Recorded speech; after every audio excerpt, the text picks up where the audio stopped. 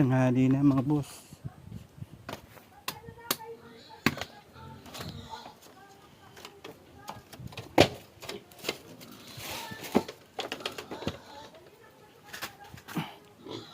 Tubig yun.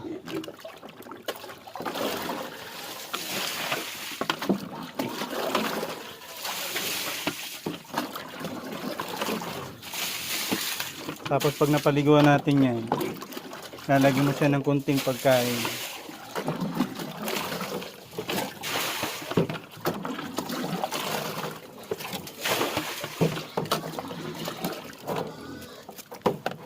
Kaya dapat lagyan may tubig sa ano.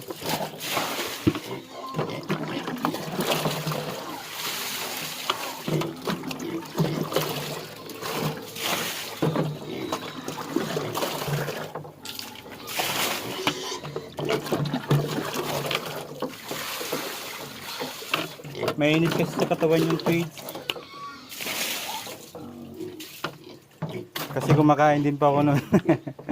Hindi, biro lang po.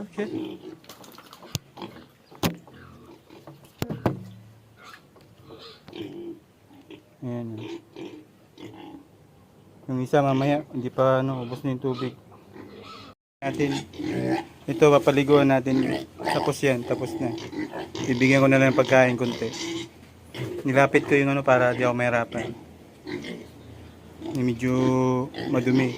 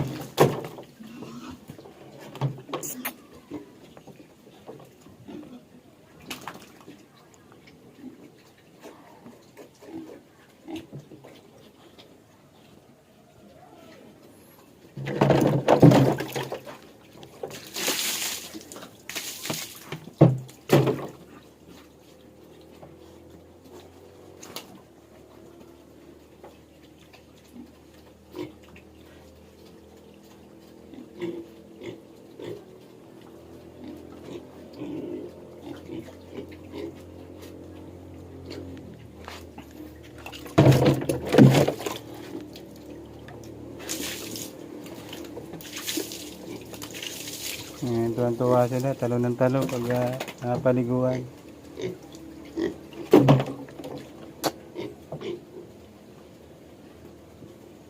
Ang bilis lumaki nito. Pero yung sirami, mahabol. Yan, naka-buwelo na siya.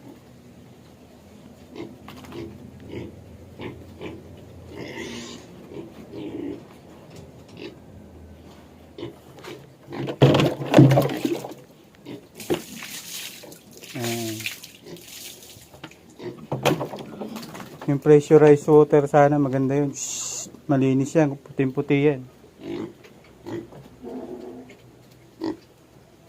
Yun yung mahabol yung lalaki dito.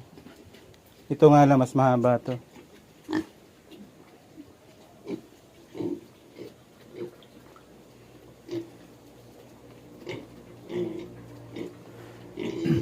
Medyo okay na to, kaya na lang nilalabanan yung yung sensitive palagaan, yung maliliit pa. Kasi masilan pa masyado yun.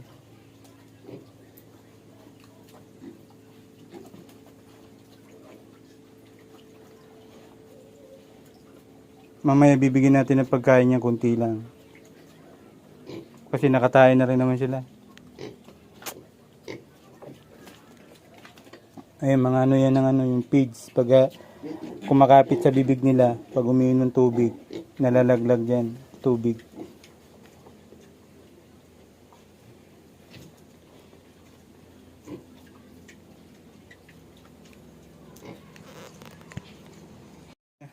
Bibigyan ko na lang ng kunting pagkain.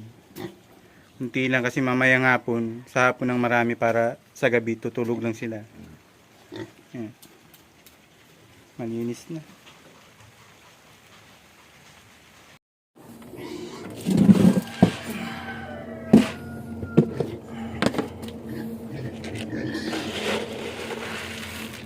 Kalahati sila nito.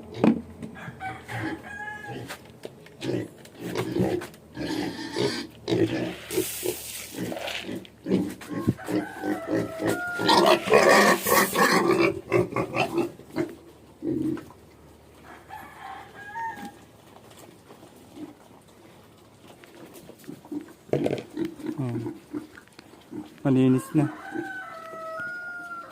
Kaya hindi ko muna nilalagay yun para di siya maanod pagkatapos mo na lang malinis. Kasi sayang pag naanod yung pagkain. Tapos may tubig na yan. Okay na yan. Mamaya ang pagkain niya na tigisa silang ganito. Mamaya ng hapon. Kasi sa gabi tulog lang sila.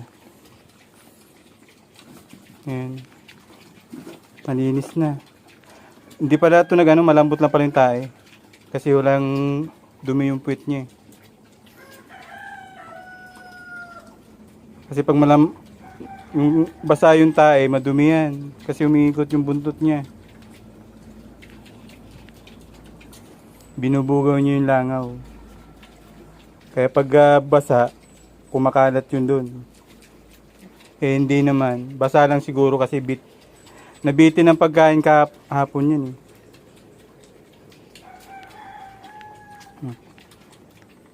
Halimbawa, yung binili mo nito, isang sako, 1.8 kasi isang sako nito. Depende sa klase ng ano. Parang naiipon yun. Kaso nga lang dapat hindi ka mapiste yung baboy mo. Kaya yung mga sa pagkain, mababawi mo rin yun.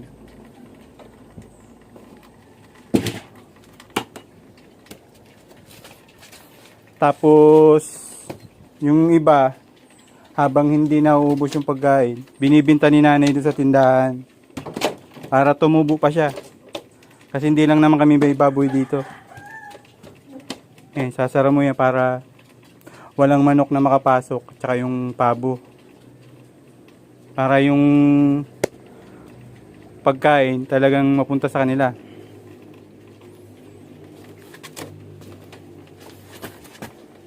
Ito yung labahan ko. Dito rin ako naglalaba. Ginawa kasing temporaring to. Para hindi siya masayang. Temporaring kulungan ng baboy.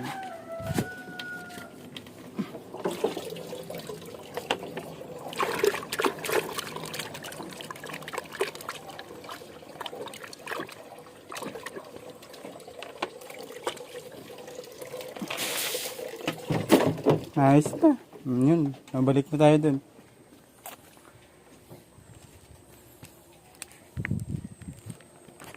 Ay!